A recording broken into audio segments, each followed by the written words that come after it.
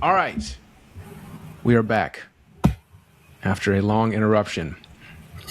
Part 2 of our World Cup preview. Welcome back to Beyond the Arc with Brandon Silvers. As always, I am your host, Brandon Silvers. If for some reason you missed part 1, I am joined, as always, by my sports foreign policy expert, Brett Gosnell. But we are keeping it domestic here as we go through Team USA's chances, their lineups, all that fun stuff. We're going to start building out their lineup. So if you are watching, you should, because we're both handsome, and we will be doing a lineup build that you can see. Also doing some blind resume stuff to get me involved as a more casual soccer fan to see if I can make the right choice, because eventually my number will be up and I will be chosen as Team USA's manager. It's only a matter of time. So just to prepare me for that. But yeah, so exciting too, I know, because we are a host nation this time around. So it feels like the pressure is on. Am I correct in that feeling, Brett? Yes, absolutely. Like we have to accomplish something at this World Cup. I mean, I keep saying it's a once in a lifetime thing. It's obviously not, because we hosted in 1994 as well. I hope we get another one before we die. I think that's probably fair to expect. But it's a once in a generation type opportunity. And yeah, it would be just disastrous if we don't make some kind of run. And just between last World Cup and this World Cup, obviously we've had a managerial change. Without knowing the result of this World Cup, but up to this point, was that the right move? Was it the right timing? And did we pick the right manager? So I'll start by saying soccer is unique in terms of coaching from most sports that we're used to, most American sports. You know, we see coaches stick around with teams for pretty long periods of time in American sports. Soccer, the norm is coaches change all the time. Like they'll get fired after one season at the club level. At the international level, where everything's on a 4-year cycle, you know, with the World Cup coming every 4 years, you never see a coach get 2 World Cups, hardly ever. France's coach is like one exception because he won it, then he made the final. So, like, of course, you got to keep him around. But it takes something that good to do it, because it's just out of the norm. So the fact that after our last World Cup in 2022, when you can't call it a failure because we made it out of the groups, and then we faced a pretty good team and lost. But it wasn't a resounding success. You know, it was just fine. The idea that we were about to keep that same coach, Greg Berhalter, it was insane. It was so, like I said, you typically, to get another World Cup cycle, you would have to have done something incredible. And he did not do something incredible. He did something average at best. Yeah, there was so much goofy controversy surrounding him too. With the Gio Reyna stuff and Reyna's parents, and Greg, I guess, kicking his wife 40 years ago or something. Yeah. And I just could not understand, why are we holding on to this man when this isn't the norm anyway? So what are we trying to prove? Yeah. So that was very strange to me. It made no sense. And yeah, the fact that Gio Reyna's parents went through that, they're the ones that leaked that story about him kicking his wife in college. That was just insane drama that no other sport could compete with. That never seen anything like that before. But yeah, why? I mean, I wouldn't have fired him over that, but why hold on to him? It's not like he was doing anything worth keeping. And yeah, I was never a fan of him to begin with, but finally, the job that Gio Reyna's parents tried to do, pull out a coup and get him fired. Tim Weah, who we will mention soon, he actually did pull it off because he got a red card in the Copa America, which basically doomed us and led to Greg getting fired. If only Gio had thought to do that. Although he wasn't on the field enough. That was the problem. So maybe that was his initial plan, and then he was like, "Damn, he's not playing me. I can't blow it in this way." So yeah, that was just very goofy. It reminded me of every experience I've had in my previous life working in youth soccer. That was just very on brand from like with Reyna's parents to I was like, this is like a 10-year-old West Ashley youth soccer. Like I completely get this, but probably a huge red flag for us as a nation in terms of soccer. Yeah, and you know what the big red flag I took from it is we're such a big country. We got 350 million people or whatever. The fact that everybody in U.S. soccer knows each other. Like the son is playing for the guy and like his parents were teammates with the guy. Like, I feel like that's stuff you would see in like a country of 4 million people. Yes. Like soccer has not permeated throughout this country well enough yet. If the fact that like everybody grew up together that plays. Yeah, that is very weird because I'm pretty sure I want to say Greg's son had played for Reyna's dad in the MLS or whatever club that Reyna's dad was son is on this team and now he's good. Oh God. Yeah. Yeah. So that is a problem. And then I know we had the same type situation, right? We in the world lineup builder we did that seems just like minutes ago, mentioning Michael Bradley, and I know his dad was So I don't know what we're doing. Yeah, we're too big of a country for this type of bullshit, honestly. Yeah. And so now we have Pochettino, Mauricio Pochettino. So he's world-class manager, huge name. Anybody that follows soccer knows him. He's coached Chelsea, he's coached Tottenham, coached PSG. So he's coached some of the biggest teams in the world.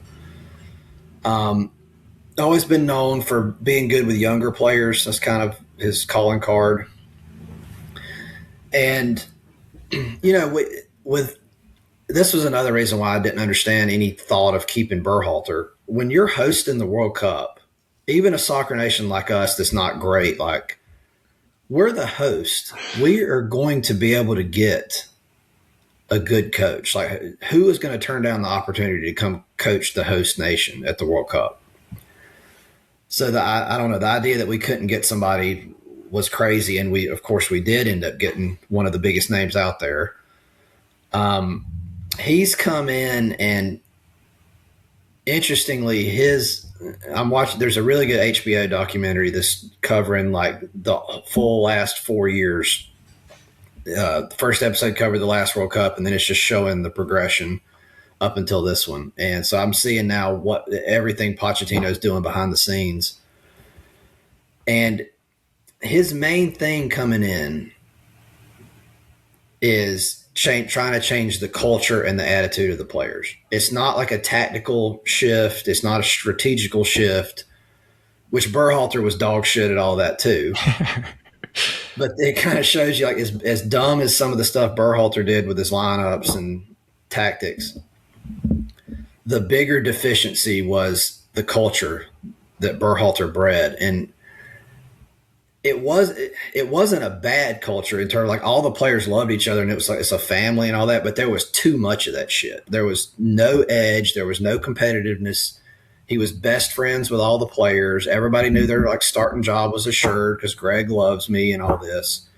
And there's a place for a good culture where everybody gets along, of course, but you've got to have some fight and edge and competitiveness too. And Pochettino has come in and, you know, one of the first press conferences team meetings they showed, he was just laying into the team like, you've got every time you put on this jersey, you got to be willing to die. You have to die for this team.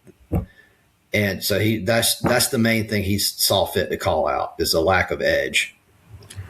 I wonder how much of that goes hand in hand with the conversation we had about Argentina and how at the semi-pro levels, guys are playing as a second job. It's highly competitive because they have to do it just to survive financially. And here, when you look at youth, like most youth sports at this point, but particularly youth soccer, you're coming from typically a more well-off family, and you don't really have that edge naturally. Yeah. And now you've got a man who I believe Poch is Argentinian, correct? Yeah. And so you've got a man from this country where you literally have to play or die, telling you to play or die. And you're like, I can't. I got to go to Trader Joe's later or whatever. Well, it's interesting because playing hard and like dying for the crest and working your ass off on the field, that used to be our MO. That's what U.S. soccer used to be about because we were very under-talented. But we had players that they laid it on the line. They took the field and they were going to defend like hell and they were going to fight, even though they weren't nearly as good as their opposition. And, we thank God, because you need talent to win. We've gotten much, much more talented the past few World Cup cycles. We've got better players now by far than we've ever had, just in terms of talent. Last World Cup, they had better players. Like every World Cup, we're getting more and more talented. But we've lost an edge. I mean, we are not the run fast, try hard team that we used to be. Yeah, I that makes sense because just following from afar, mostly when it's World Cup time, I can kind of see in my mind where we went from like scrappy underdogs to now just not underdogs at all. Just kind of like, you lazy ass. Get out there and do something. Even though we are still underdogs. We are certainly underdogs. Not as talented, so we still need that chip. And it's just not there. And kind of you have to overcome that hurdle in an effort to root for them. So, how has that been received so far? Him coming in with this attitude and being like, enough of this. I think good. I mean, we've not. The only way to judge it that matters is the results. And Pochettino's time here, there's been a lot of up and down. We've lost a lot of friendlies. We've lost some tournaments that maybe we would hope that we wouldn't lose, but those friendlies in Atlanta didn't look too good. Yeah, those two against Belgium and Portugal, but our most recent friendly, and it's just a sample size of one, but it is the most important one because we're getting close to the World Cup. We looked really, really good the other day against Senegal. And that Senegal's a very good team. They're like 12th in the world, I think, and we were better than them.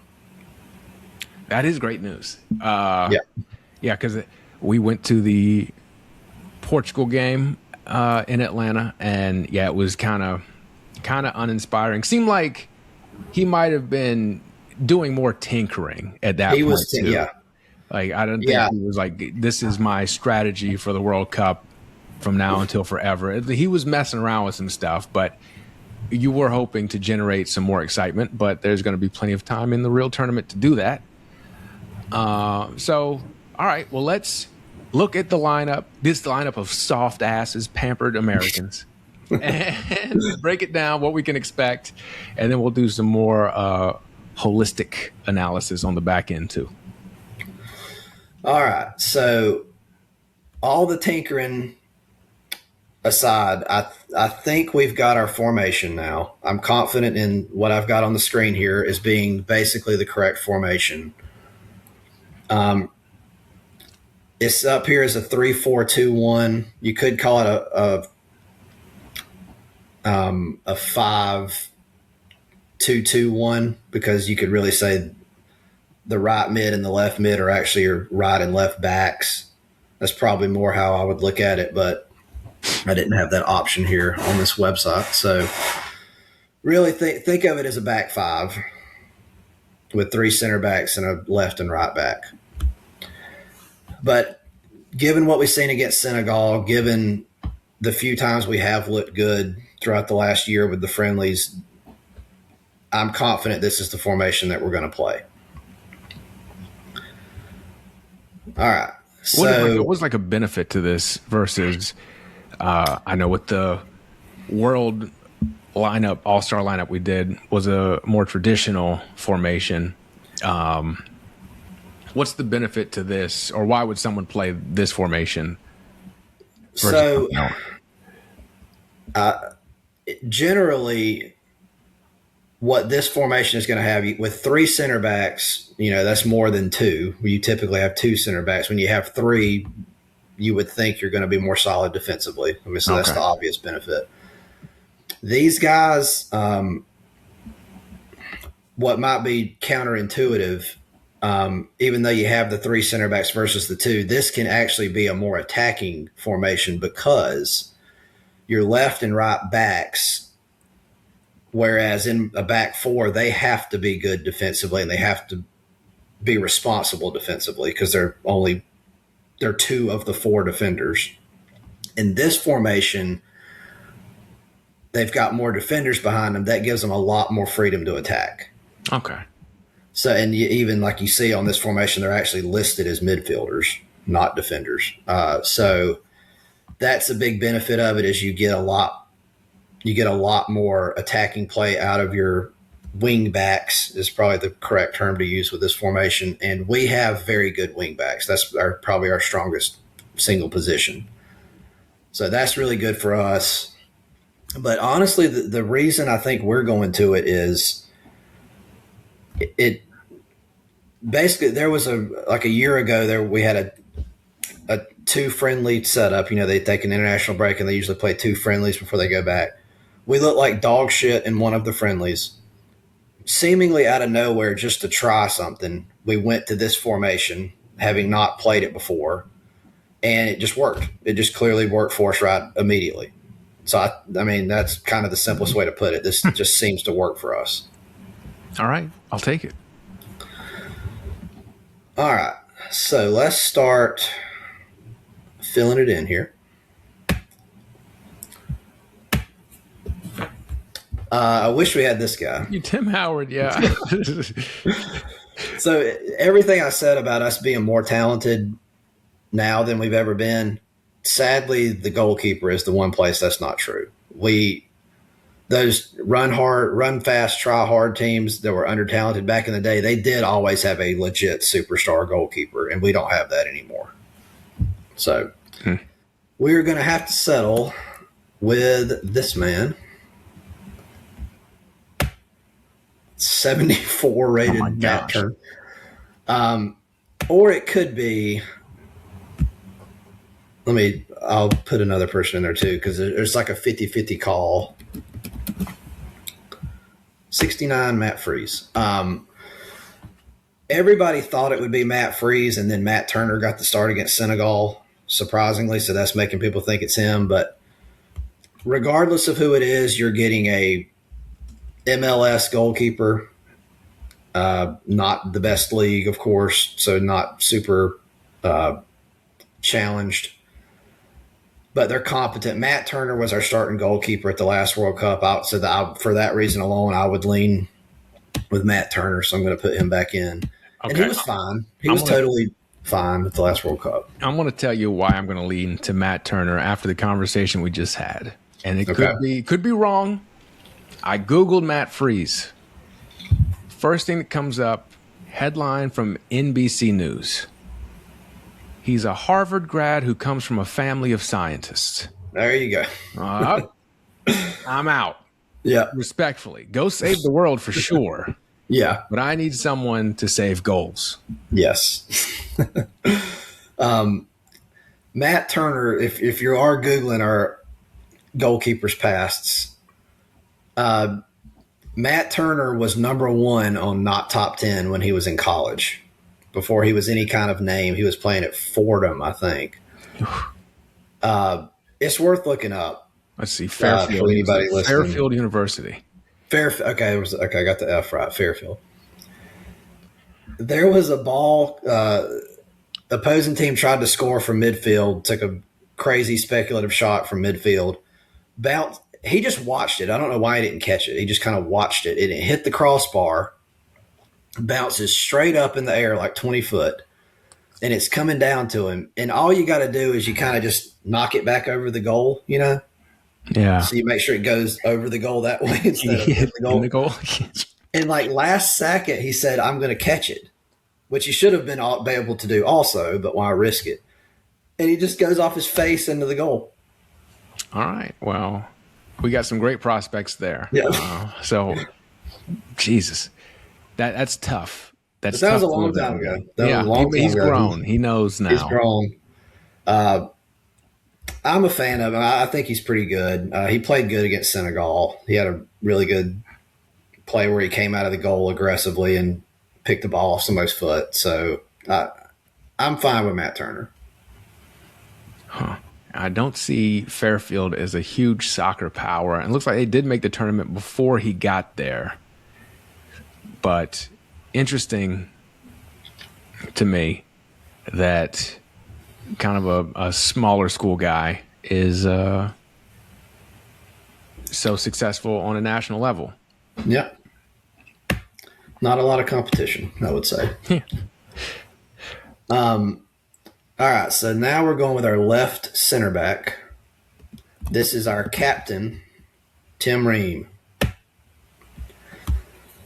This man is 40 years old. He could have made our legend squad earlier if I was a stupid person. He's playing in certainly his last World Cup. He was very, very good at the previous World Cup. He wasn't our captain then, but he was started center back every game of that tournament. I'm pretty sure. He definitely started most of the games. And just rock solid, tough, good defending center back. He's played in the Premier League for many years, played for Fulham, was very good there. Nothing special, but just a good defender. And, you know, it's a shock he's made this tournament. Like after the last World Cup, he knew it was his last one, right? I mean, he was sure this was his last one, but then he kind of decided, well, I'll stick around for a few more camps and just be a veteran presence and lead these kids into the next World Cup. And then he just kind of never went away. You know, no other center backs kind of rose to the level to take his job, and he's still here and he's our captain.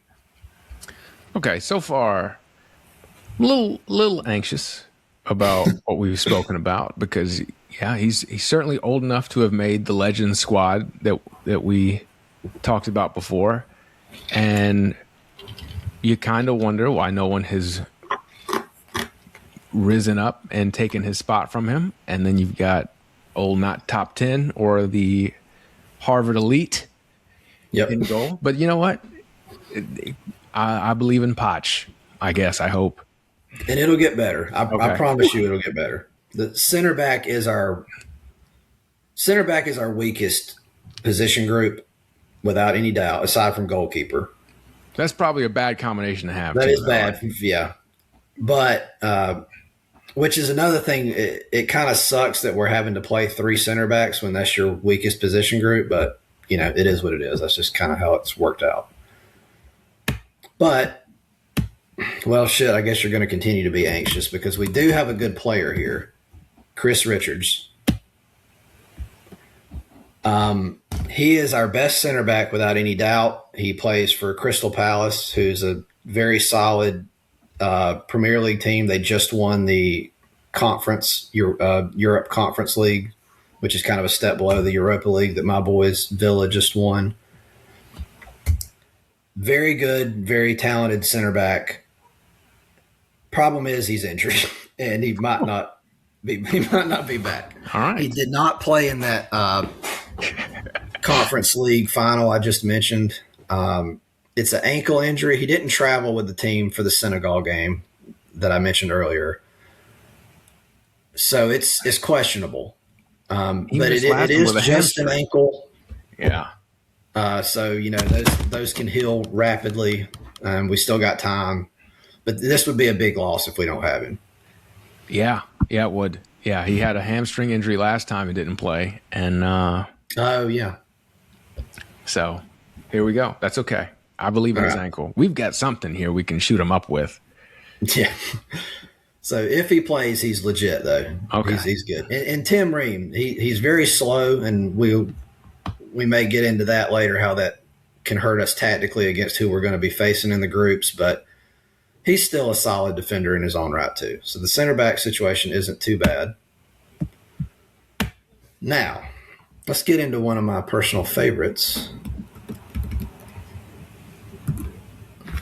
Alex Freeman. That's the perfect picture of him, too.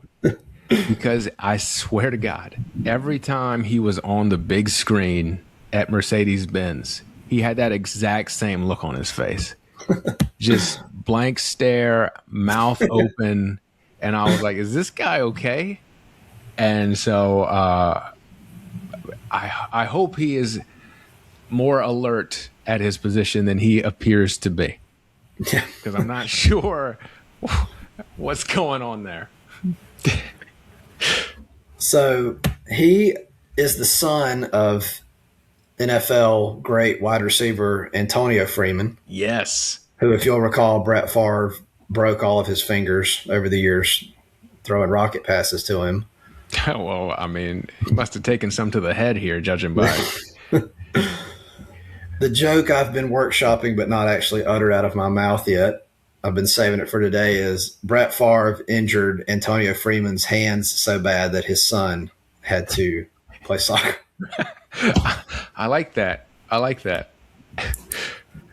But the son he's good. He's listed as a right back. He is more of a right back, so he would more likely be in this spot in most teams, but he's fine to play center back. He's good enough defensively, very fast, which is going to help make up for Tim Ream chugging along out there. Plays for Villarreal, which is a solid Spanish club. So he's playing big-time European soccer. And Pochettino just seems to love him. He's been in like every Pochettino starting lineup from the beginning. So, yeah, I'm a fan. I like the athleticism out of the center back. I like him to be able to cover a lot of ground, and he definitely does that. All right. Okay. I'm starting to talk myself into this. It's going to be very Richards dependent, but okay. Yeah. All right, let's go over here. This is our left wing back. And I will say he's not our best player, but he's like our best at this position. Like if you were ranking every position in the world, kind of like we did earlier, this guy would be higher up on his position than probably anybody else, if that makes sense. Let's see, how do you spell this? There he is. Anthony Jedi Robinson. No. Don't know how he's only at 82. He's been hurt a lot. Maybe that's why he's kind of fallen. But there was a time pretty recently that he was one of the very best left backs in the Premier League, which if you're one of the best in the Premier League, you're naturally going to be one of the best in the world. He's very athletic, very fast, gets up and down the sidelines very well, which is, as we talked about earlier, that's exactly what you need out of this position. He's good, very good to very good at attacking. He's good at putting in a cross. He's skilled with his feet. Pochettino actually played him as a center mid some. I guess he quickly realized that's probably not the best idea, but he's skilled enough that he can play some of the more positions that you would associate with a skilled player. He's everything you want out of this position. Defends well enough, is big and physical enough to, that you're not going to overpower him. Fast enough that he can beat his defender when he's attacking. Skilled enough offensively that it's worth him going up to attack. I'm a huge fan of his. and also chose us over England. Yeah. So yeah, we've got a handful of players like that weren't raised in America, but they were born here or some connection. I understand he was raised in England. He talks with an English accent still. If you hear him talk, he just sounds like an English person. But we'll I work on that. Do you want to talk about that a minute? I don't give a shit at all. I mean, I want the best players we can get, for one. Yeah, I just don't. It's whatever. Yeah. And two, I could see another country making an argument like a more homogenous cultural country, we need our people or whatever. But America, the whole point of this place is that we're all immigrants. I mean, we all came here from somewhere else, and that's what it is. That's the whole point of this place. So I think it fits us.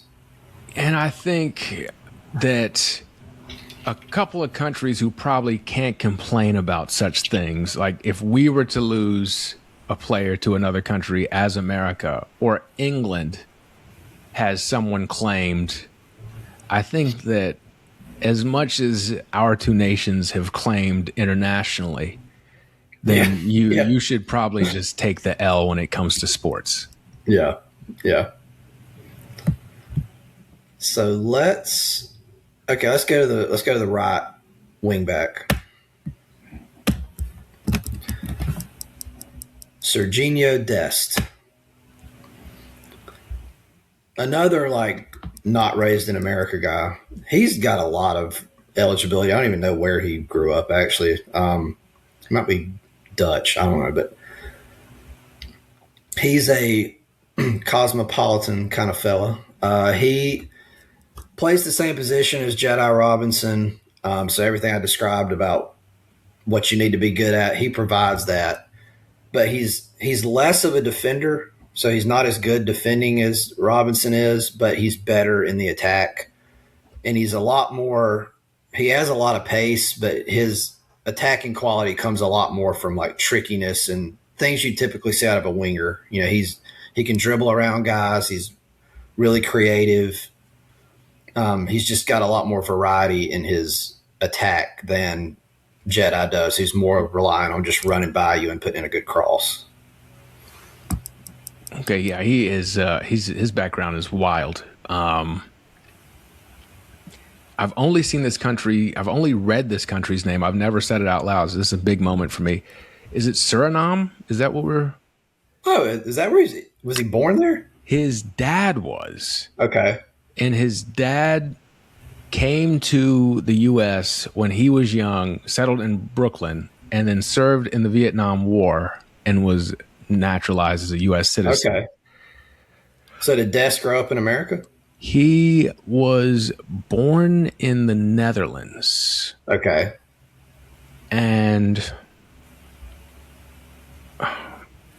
kind of seems like he grew up there a good bit too, just based on Wikipedia. Well, that's where he's playing currently. He plays for, is it Eindhoven? Is that correct? Because it's got him in the youth academy there, starting when he was 9. So, yeah. Okay.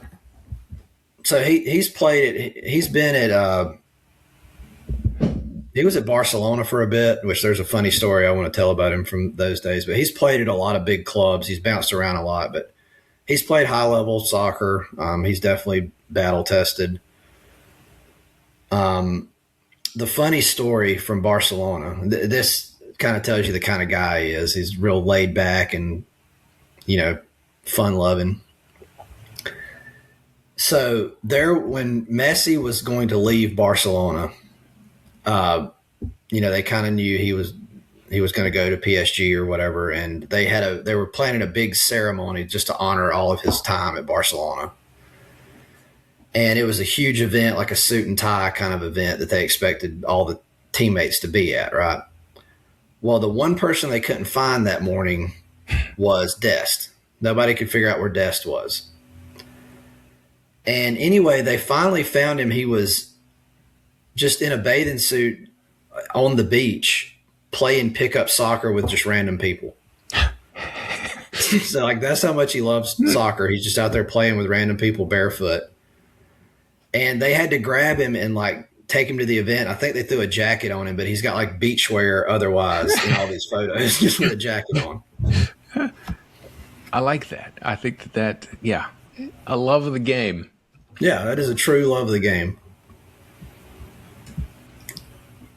So definitely, he'll be one of our most entertaining players to keep an eye on. It sounds like it, yeah. Yeah. All right, let's move into the interior. So these two center mid positions are kind of going to be your defensive mid positions, kind of like we had talked about earlier. They're responsible for a lot. They're going to be responsible for helping the back line defend, and they're going to be responsible for keeping possession, making passes going forward. So these are very important, very balanced players, and the first of them is our real defensive midfielder, Tyler Adams. He was our captain at the last World Cup. He was phenomenal. He had a very, very good World Cup. Plays for Bournemouth, so he's another mid-table Premier League team. So that's great. You're playing great soccer. He's challenged week in and week out. And, yeah, I'm just a huge fan of his game. He does everything that position needs to do. He's smart with knowing where he needs to be to intercept balls. He's tenacious. You know, he's tough. He fights. He can, if he needs to and has the freedom to, he can leave his position and go hunt down the ball and win it back if we're being more aggressive. But if he needs to stay back and defend, he's great at that as well. He's a consummate defensive midfielder. I remember how well he played last World Cup. What is the deal with him not being the captain this go around? Is that anything? I certainly would not read anything into it like he did anything bad. Probably just a new coach. And, you know, normally center back probably is the position that's most named captain. Not that there has to be a certain position that's a captain, but I would bet throughout all of the world, if you look at all the teams throughout the world, center back is like the most common position to be your captain, with center midfielder probably being a close second. There's some people argue the further back you are, the more of the field you see. Right, that makes sense. Yeah. So I don't know. Certainly Tyler Adams has done like nothing wrong. It's just a new coach. Tim Ream's 40 years old. He's the team dad. It kind of makes sense. I was expecting it to be Adams, though. I was kind of surprised by that. So I'll say up till now, nothing. The goalkeeper, there's a debate, as we talked about. That's a 50-50 call. Everybody else, I think's clear. Like, I don't think there's a lot of debate. I would bet a lot of money this is what we see. And then striker in this position, I'm sure about. But we're starting to – these two guys here is where we're getting into some debate, and one of these will be yours to choose. Perfect. The center mid and the attacking I welcome the responsibility. And honestly, so far from what we've seen, solid. Yeah. Solid. Obviously, yeah. Richards is the big question mark with his health. But, you know, I'm not as nervous as I felt initially. I don't know why this guy's extinct. He's extinct. So is Zanetti. Huh. Okay. We'll move on from that. Weston McKennie is our other center mid. So some of the debate here is he could play higher up. I'm very confident, and he did not start the Senegal game. So that's another kind of weird wrinkle that happened. Like the Senegal game featured basically all of our starters, but he was not a starter. He played the whole second half, but he didn't start. So that was kind of weird. But without any doubt, he's one of our best 11 players, so it would be insane for him not to be starting. I can't imagine he's not. I don't know if that was like a Pochettino trying to challenge him kind of thing and let him know your spot's not assured, or maybe it was nothing to do with that at all. But he did play extremely well that second half and put a lot of effort in. So if it was a call to action, it worked. But so Weston McKennie plays for Juventus in Italy, which is one of the best, historically one of the great teams in the world. He had a great World Cup last time. He's played high level soccer in Germany. I mean, he's played a lot of big places. He's extremely versatile. So he's in this position. If this is indeed where he starts, he's going to have some defensive responsibility like we described with Adams, but it's going to be less. He's going to have more freedom to roam around and get involved in the attack. And that's perfect for him because he can really play just about any position. He played a lot of years as a striker in Germany. So he's got that in his game too. He can kind of do it all. He's a Swiss Army knife kind of player and just very talented. I'm a huge fan of him. He's one of our most important players at this World Cup for sure.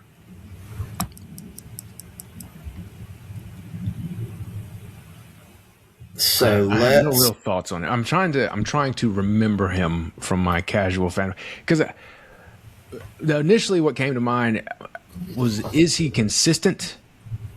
Because there's someone, I'm not sure if it's him, who I recall as not being super consistent, but being talented, more talented than he is actually consistent.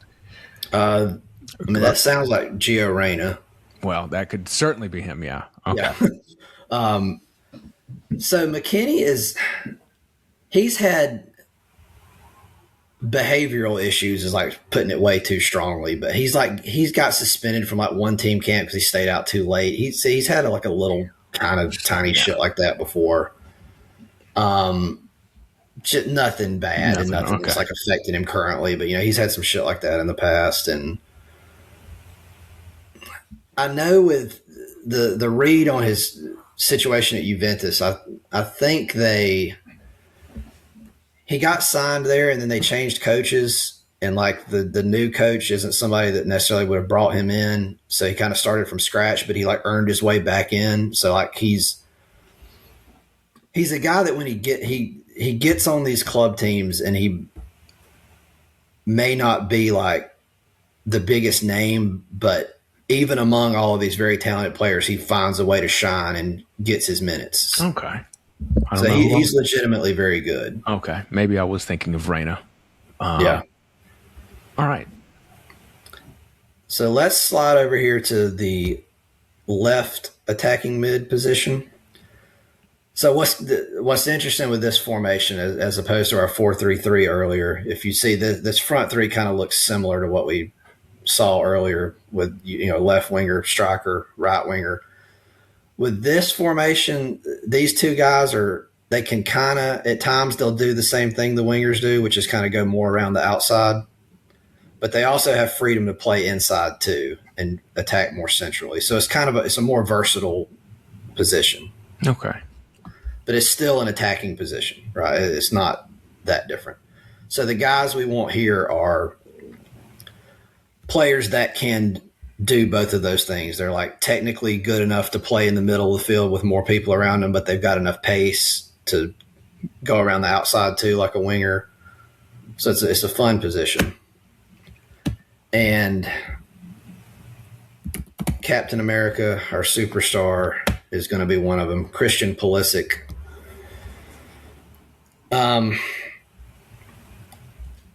There's a lot to say. I mean, he's our most talented player. I don't think there's any doubt. He's been our, golden boy for many, many years now. I guess a lot of people might say he's not quite lived up to the hype, but that's what I was going to ask. That's like kind of only because maybe the hype was too much. Like he's been good, He's played at Chelsea, had started out at Dortmund, which is a great team in Germany, and was really good there. Went to Chelsea and Didn't play a lot, but those situations are so tough because they're just always spending money and signing new players, and like you can have a bad week and then never get back into the team. So I don't have a lot of bad feeling toward how his Chelsea time went. He goes to AC Milan and is one of the best players in the Italian league last year, which is a huge accomplishment. And then this year he's been terrible. He hasn't scored a goal in months. I mean, he's had a really bad run. But from people that follow Italian soccer more than my zero following of it, they've said the new coach Milan hires is terrible, and he's nowhere near the only player that's having the worst time of their career. So don't know how much you can read into that. It doesn't matter what he's doing at the club level. He's got to start for us, and he's going to be one of our most important players. And he did score against Senegal. He finally, he got the monkey off his back there, scored a good goal and assisted on another goal. So, hopefully he's getting his form back leading into the World Cup. He broke his balls scoring last World Cup, right? Yeah, that's right. Yeah. Scored a goal against Iran. And interesting. Yep. And it was in the hospital. He went to the hospital. Yeah. Look what else has happened as a result of that goal. Yeah. That's a lot. $12 a gallon for gas because of that. Well, it may happen again. We'll get to that in a minute. Our other obvious position here, well, I don't know. There's some debate here too, I guess. But for me, at striker, I'm going Folarin Balogun. This is another England-raised guy who declared for the U.S., probably because he had an easier route to play in time with us than he would have England. But he was born in the U.S. It was him and Yunus Musa, who Musa's not on this squad. He was great at the last World Cup, but both of them had very weird things where their mom was pregnant with them and they happened to be over here visiting a family member and had the baby while they were here just on a visit. Huh. I'm pretty sure that's the case with both of them. But yeah, you're born here, you're a citizen, and until the Supreme Court maybe says otherwise today or tomorrow. But he plays for Monaco, which is one of the better teams in France. He's a modern striker, like we talked about earlier with Mbappe. It's less about being strong and winning headers and more about being able to dribble, being able to be mobile and move. That's more his game. He's got pace. He's quick. He's very smart about knowing when to take off and try to run behind defenders. He's very smart about finding pockets of space to operate in. We're very lucky to have him as a striker. He's very, very solid. Yeah, I think I saw him described as a pure 9. Okay. So the debate here, like we said earlier with McKennie, I'm sure McKennie's going to start, but he didn't start that Senegal game, so it's kind of weird. He didn't start the Senegal game either. Ricardo Pepi did. And Ricardo Pepi is definitely our second striker, but he somehow got the start against Senegal and played really, really well. Not as well as Balogun did when Balogun come on in the second half, but Pepi looked really good out there. And Pepe's more physical, I guess. He's more of the win the headers, stronger, bigger kind of guy, less mobile. But Pepe was running around out there and making some good passes too. So he was covering a lot of ground and he looked really good. So I don't know. I'm still pretty sure it's going to be Balogun, but there's a little something to think about there. Huh. Interesting. And we have one position remaining. All right. We've got one spot left. And there's honestly 5 different players that could possibly go here. So I'm going to, as briefly as I can, give you a nice political campaign ad for 5 different players without telling you who they are, and you pick. Perfect. I'm looking forward to this. All right, so I'm going to make sure I write this down and keep up with who's who. All right. Okay. First player is more of a winger. So he would be slightly out of position here, but, still kind of in position. He's a right winger. Plays right wing back for his club, which is a good club in France. So it's solid. He's playing pretty high level soccer. Okay. But definitely more of an outside player and even in more of a defender than an attacker these days. Has a great U.S. history. Has started a lot of games for the U.S., started at the last World Cup, and has typically played pretty well for the U.S. Okay. All right, so that's our first guy.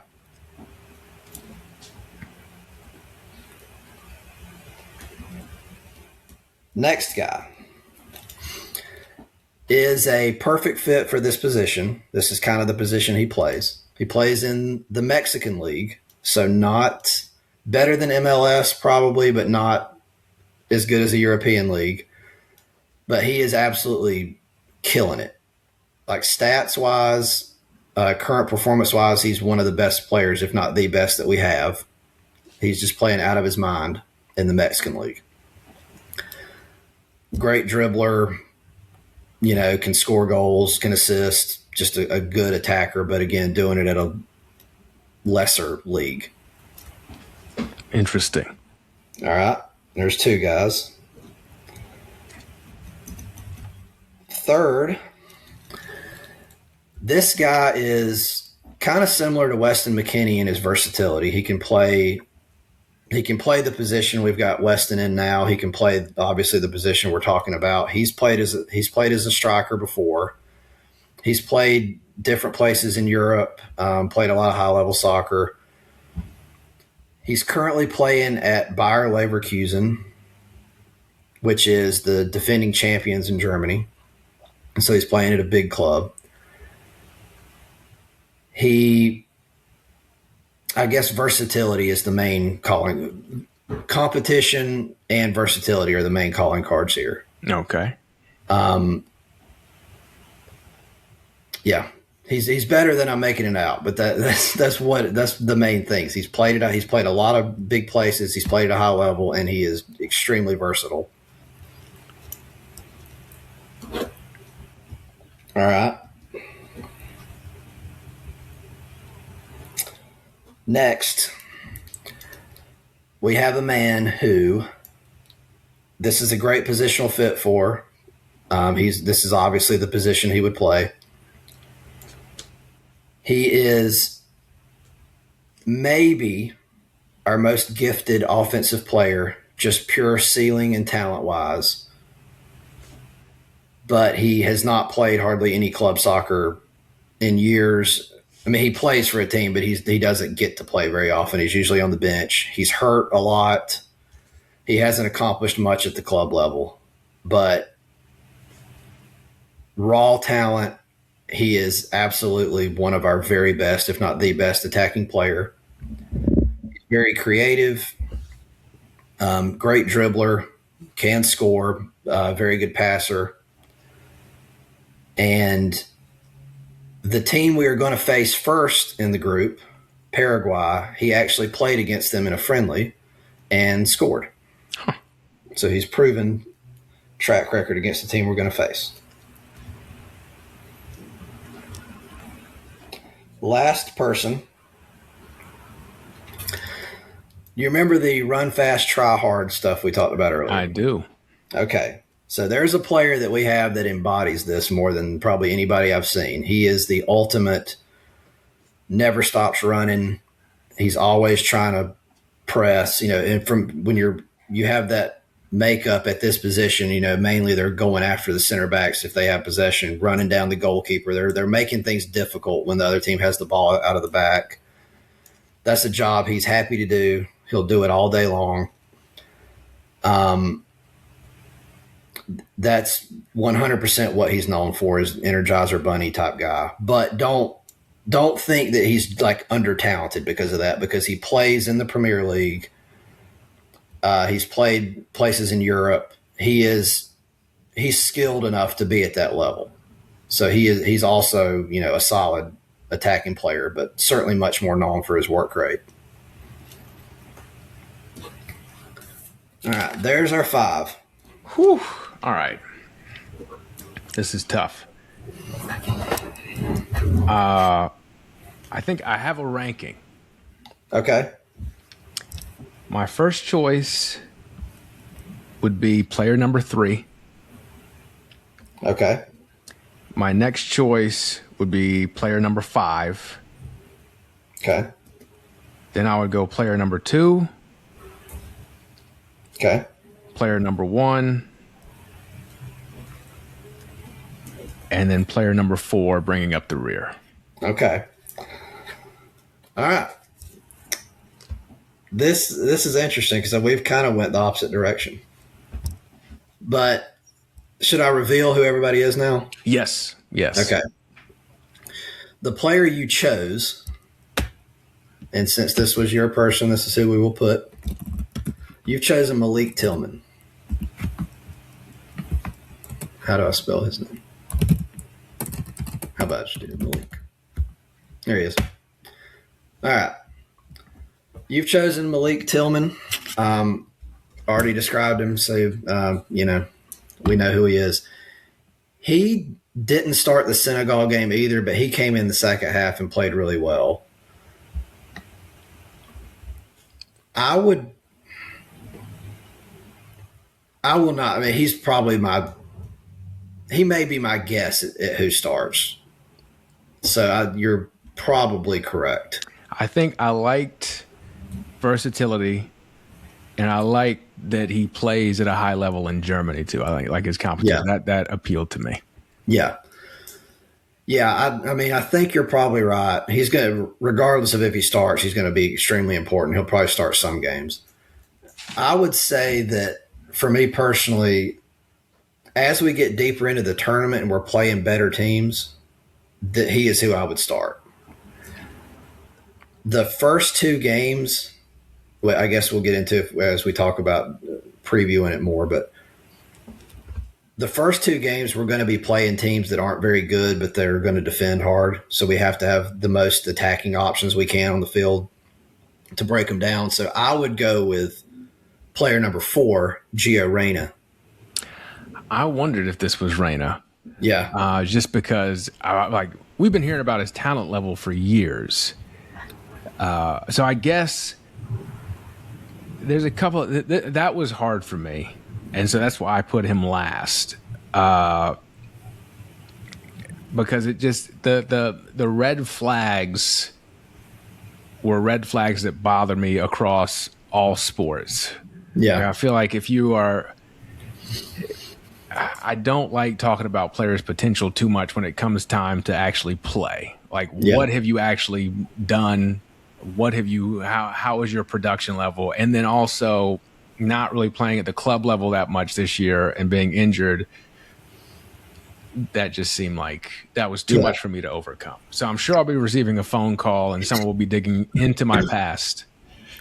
Well, everything you're saying makes sense for sure. And it was kind of a little bit of a surprise that he made the team at all because of all those problems you laid out. But Pochettino in a press conference afterwards, after he selected the roster, explained there's special cases sometimes. Like normally a player in his position would not make a World Cup roster, but he's a special enough talent that we're going to make an exception for him. And it could be like he gets there and he builds his confidence early on, and then now you've got a guy who believes in his mind that he's as great as he is, and he's amazing the rest of the tournament. Like, it's certainly worth the gamble. Yeah. I just would not make it myself. Yeah. And again, my thinking is more the first two teams we play are going to just bunker in. They're going to have everybody behind the ball defending. It's going to take a special creative kind of person probably to score goals against those kind of setups. And I think Reyna gives us the best chance at a creative artist top, attacking player. But yeah, once we get into the knockout rounds and we're going to need to defend more, definitely have Tillman in there because of his versatility. I agree. So revealing the other guys, Tim Weah was player number 1. Okay. Who he's done his service to the country by getting Greg Berhalter fired, as we mentioned earlier. Yep. Shout out to him. But he's really good. I mean, he's great. I don't expect him to start just because of this position, but he started last World Cup and he usually plays well for us, and he'll get a lot of playing time even if he's not starting. Alex Zendejas was player number 2. That's the guy who's killing it in the Mexican League. He annoyed the shit out of me against Senegal, however, so I've dropped him to 5th. Just simply because of one thing I seen him do. He stole a ball off a defender and was in on goal. So great job. But he's in on goal one-on-one with the keeper and just fucked around too much, took too much time, didn't shoot, and the damn defender caught back up with him and knocked the ball out. I just have no patience for that shit. No, I agree. And the final player number 5, was Brendan Aronson. Who I'm a very big fan of. In the alternate universe where Jesse Marsh is our head coach, Brendan Aronson plays every minute of every game. He's a perfect guy for that system where you press a lot and just try to run people down. But, I hope he gets some time at this World Cup. What I like about your description of him is I do think like the run fast, try hard. I think that can create something and puts pressure on opposing teams. And the fact that he had played has Premier League experience too. Like if it was me running fast and trying hard, or even if he were playing in the Mexican League with Zendejas, I would be like, we need a little bit more than that. But the fact that he has done it against good competition too, I was like, okay, I would like to see him on the field. Yeah. My issue with him is like I don't know. I can make a situational case of like I'll play Reyna this game, I'll play Tillman this game. I don't know what situation to play him in because when we're playing a team that bunkers, I'd rather have my more creative, skilled player in there offensively. But then when I'm playing a team that is going to have the ball more, which would be a team you would, I guess, benefit more from pressing, I probably don't want to press them that much because I want to be more solid defensively, and that leads me to go with Tillman. So I'm not – aside from just being a late sub where he's just outrunning everybody on the field because he's fresh, I'm not sure how he fits in terms of playing time. Me either. No, but I guess it's probably a good thing we have this many options here, right? Yeah. I hope. It's not like having 2 quarterbacks. Right. So I how much do you expect Poch to do it kind of situationally? Well, at least early on. Yeah, I think you will because we've alluded, I guess, do you want to go ahead and start getting into the preview now since we've alluded to it so many times? What we're expecting, The first 2 games we're playing are against, like I've said, teams that are going to defend and they have no interest in having the ball. We're going to have all the ball. We're going to have to do all the attacking. So you've got to approach a game like that differently than you would the third game, for instance, against Turkey, who have a lot of attacking ability, and they're going to have more of the ball.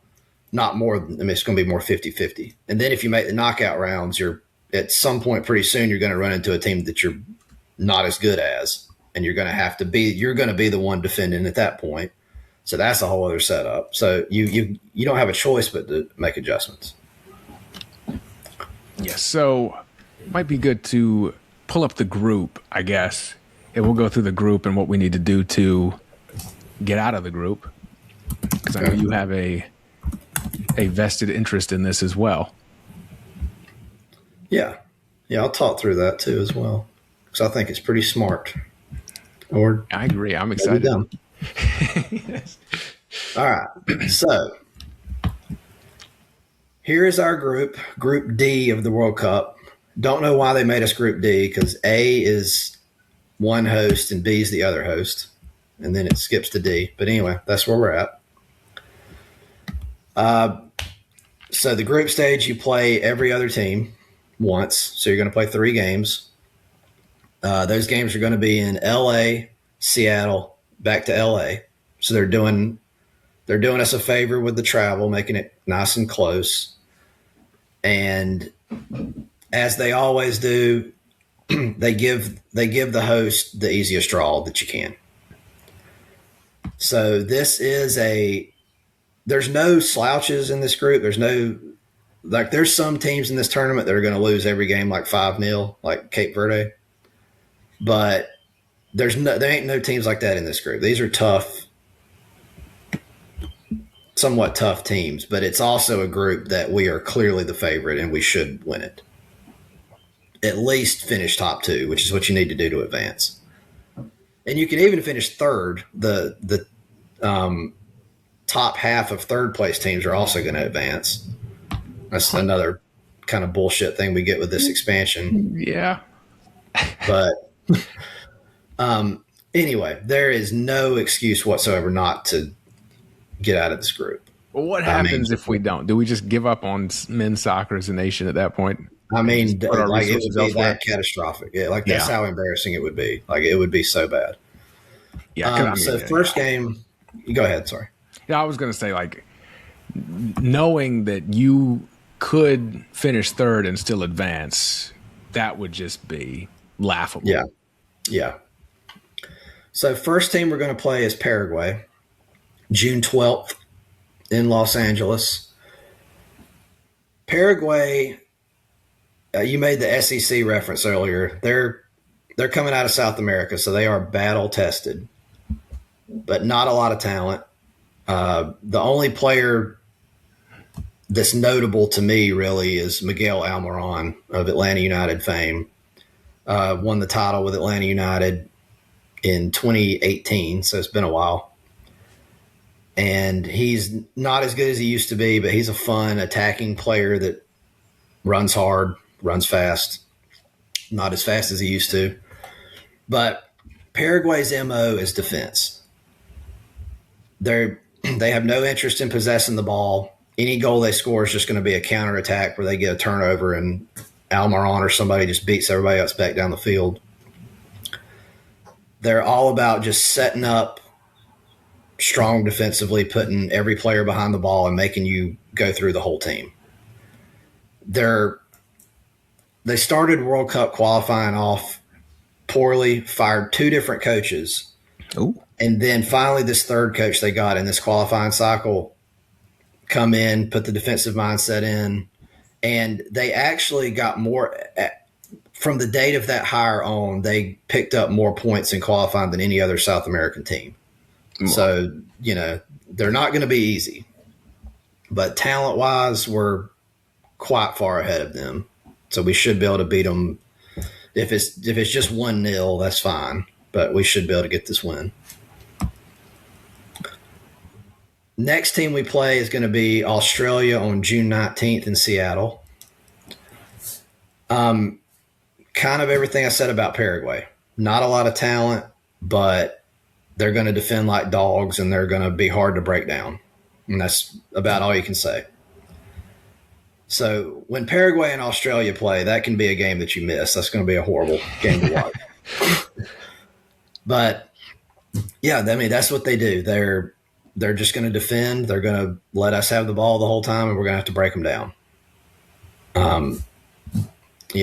They did beat Japan 1-0 in qualifying. They're in the same qualifying group as Japan, so they've got a decent win on their resume.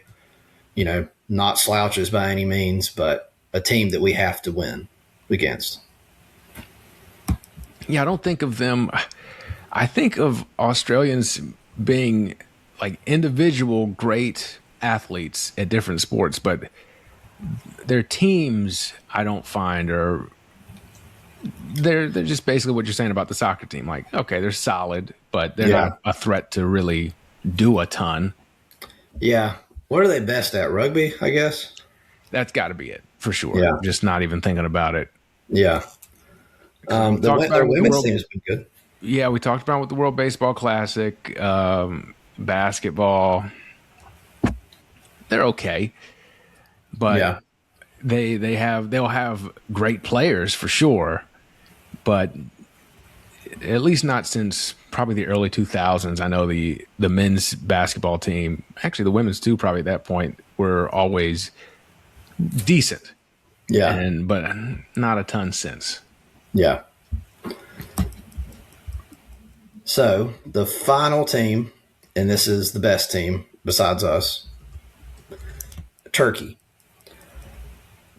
So they, top to bottom, I don't think are as talented as us. It's close, but I'd probably give us the edge in overall talent. However, they have two players that are significantly ahead of anybody we have. One of them is Hakan Çalhanoğlu, who plays for Inter Milan, who has been one of the better teams in the world the past 4 or 5 years or so. They've been really good. He's been one of their best, most important players. He plays that center defensive mid position, which we've talked about, and he's really good at that, the aspect of the game of the long passes, setting the tempo, being that kind of point guard. He was most of his career, he was actually an attacking player. So the position that we were just doing the blind resume on, but later in his career, they moved him back, and this is kind of what he's always meant to do, apparently. So he's a legit superstar player. And so he's the veteran calming presence, kind of guy at that position. And then they've got the dynamic attacking Arda Güler, who plays for Real Madrid. He's 21 years old. He's that attacking mid position, and he's, dribbling by people, taking people on, scoring goals. So they've got right in the middle there in their center mid, they've got a great balance of, a solid architect top player and then a dynamic attacking player.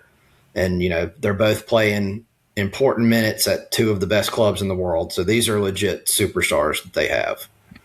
Was there any discussion about you going to attend this game? I know this is a very important game in your household. Yeah. This is actually what we planned on doing forever. Uh-huh. And then we kind of decided where we're going to fly across the country for the third game of a group stage, which there's a good chance this game is meaningless. Yeah. Right? Both teams easily could already have punched their ticket, and then you just get a dog shit affair where neither team is trying.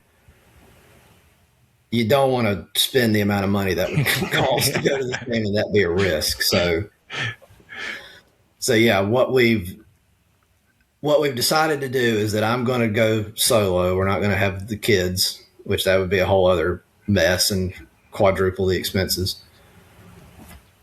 I have purchased tickets. This is the confidence I have in how bad the group is, mainly, not how good we are. I have purchased a ticket for the first knockout game in San Francisco, which that is where we would play if we win the group. And then I've purchased a ticket for Dallas for the first knockout game, which is where we would go if we finish second in the group. If we get eliminated or we finish third, then I'm shit out of luck. But I went ahead and bought each ticket because I assume when the U.S. punches their ticket there, it's going to skyrocket in price. I'm getting ahead of that. And yeah, I've booked cancelable flights and hotels to each destination. And, so June 25th, after the Turkey game, I'm going to just immediately get to work selling a ticket that I don't need and canceling flights and hotels, and then prepare for wherever the destination is. This is a very elaborate episode of Brett's Bets, it feels like. Yeah. So I love the confidence. Like, yeah, you have to be confident to do this because, yeah, you would be shit out of luck. Someone would want to see the game, but probably not for the price that Yeah. you got Yeah. it for. But I mean, this is a man who loves his country's soccer team this much Yeah. and believes in our superiority in comparison to others that much. Yeah. Specifically those who are in our group. Yes. So I know I love this has added just the drama that this has added for me personally. I'm a big fan. So thank you. Yeah. So I'm learning more about who the most likely opponents are in those two games that I might attend. They're both potentially very interesting. So San Francisco, if we win the group, we will be facing a third place team. So it's not as simple as just saying, because, the groups are paired with one another. So you can kind of say, well, who's going to finish second in this group or whatever. With the third place teams, they kind of go all in a bucket and then they take the best. So it's not as simple to know who it's going to be. But I learned this week the most likely group from which that third place team would be coming is Canada's group. So if Canada finishes third in their group, that's who we would get in San Francisco. Huh. Okay. So two host nations playing each other in the first knockout game would be just outlandish. Yeah. And Jesse Marsh, who I mentioned in passing earlier, he's an American coach that thought he was getting the American job when we fired Berhalter. I wanted him over Berhalter since I knew who either person was. I've always been a huge fan of him. He's coached in, he was a Premier League coach for a little bit. He's coached in Austria. He's got a very press-minded style. Like he's trying to take the game to the opponent and wear them down and press hard. So I'm just a huge fan of Jesse Marsh. But he felt slighted when we didn't give him the job, and he went and took the Canada job, and he fucking hates us now, and he's trying to he's pretty open about how much he wants to beat us. I love that so much. I hate that it's directed at us, but I just really love that. I've just watched the Western Conference Finals where Victor Wembanyama clearly hates Chet Holmgren to death. And played like it, and it just makes things so much better when someone's taking something personally. So, man, that would be nuts. So that is other people in that group would be Bosnia Herzegovina. Switzerland, surely to God, is going to win the group, so I don't think we have to worry about them. They're very good. Qatar's probably going to finish bottom of the group, so it is going to be either Canada or Bosnia. And I guess so I would think it's going to be Bosnia that finishes third, but Canada has never won a World Cup game. Like, I don't mean advanced out of the group. I literally mean they have never won a single World Cup game. So if you're now saying they're going to finish second in the group, you're saying they're going to be doing a lot that they've never done. History will be made. So I don't know how you can just say that. But there's a very good chance it's Canada. But that pales in comparison to how interesting this game in Dallas could be. If we finish second in our group, we go to Dallas. First knockout game. I don't know what group they're in.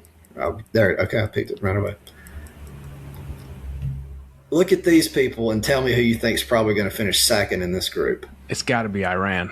It's going to be the team that we are at war with. That is him. That's just so good. And when will the game be played? July 3rd. So we get a little before our 250th birthday. A showdown with a country that we are literally in a war with. I can't think of Yep. anything more American. It And to would do it be in Dallas, Texas, too, would in be that, yeah. that I mean, seems it would be appropriate. the soccer naturally with, all the European teams and the international, how important that is. There's a, over the history of soccer, there's been a ton of games with like political side stuff going on, right? I mean, we've seen stuff like this a lot where two countries fought a war fairly recently and now they're playing on the field. Like, we've seen stuff like this before, but I'm pretty sure we've never seen literally two combatants in a war play each other. And like when I think of Dallas, I think of oil, which is Yeah. what Yeah. we're There you dealing go. with here. Like, I don't know, that would be almost too perfect. Would there be any thought in your mind that maybe I should avoid this? Well, I'm not taking my family. It is just me. So that's Okay. one step. So, yeah, just like the president and vice president can't be on the same plane. Yeah. Like, all Yeah. right. I also did think as I was planning the logistics of where am I going to stay? How am I going to get to the game? They have a public transportation option that requires you to get on a train from Dallas, go to somewhere that I don't even know, and then get on a bus and go down to the field from there. So I was like, I'm not going to go and wait in a huge crowd of people to get on a bus where there's not going to be like security. Like, there's going to be security around the game, but out in like 30 minutes from the game, I'm not going to wait in a crowd of people. Like, if a bomb's going to get blown up, that's prime territory of like where it's going to be unsecured, massive people. So I've decided I'm going to rent a car and drive to the stadium. That's very good. That's this is a very American conversation too. Yeah. I would think like in the "you're gonna make it" column, if I would not, if I were a terrorist, which for the record I'm not, and I'm not claiming all of these people from Iran are terrorists either. I love y'all. Keep that in mind. But I would not do this where my fans would also be. Is that, I've definitely thought about that. You wouldn't want to attack the game that My the soccer people team, you'd be yeah. attacking on behalf of are.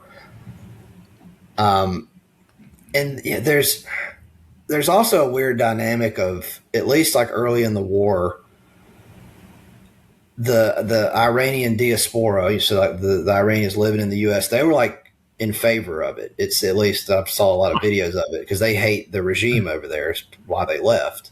That makes sense. So like, is there a chance you go to this game and there's like one big happy crowd where we're all on the same side? Because it's like, I don't know.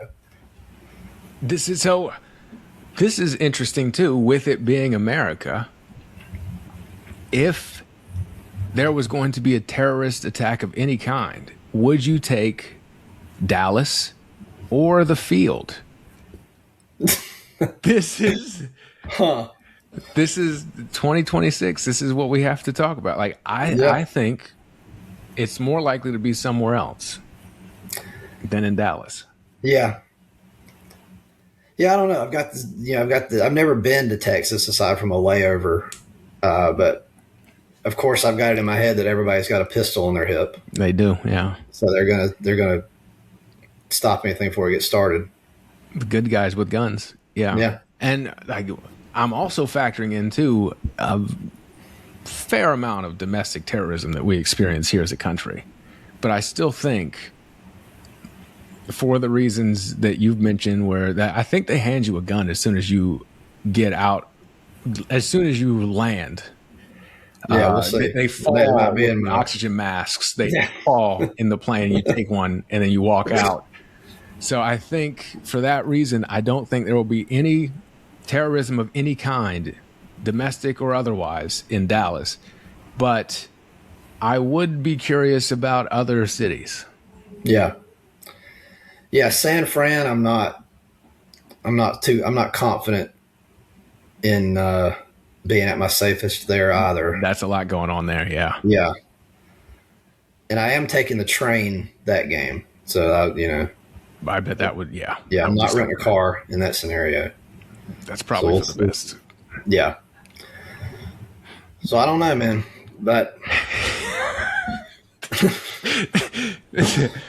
it's got very dark very fast. But this is what we have to think about. So yeah. So overall expectations, you want to get into that? Yeah, expectations. Okay. Assuming you're still here with us Yeah. through the end of the tournament. Assuming it could be me. I don't know. We got the naval base pretty close here, so the Air Force base. So I don't know. Yes, expectations. So you were clearly very confident we're going to advance out of the group, but moving forward, where do you think this all comes crashing down? All right. I am strongly making a case that in order to consider this a success, we have to make the quarterfinal.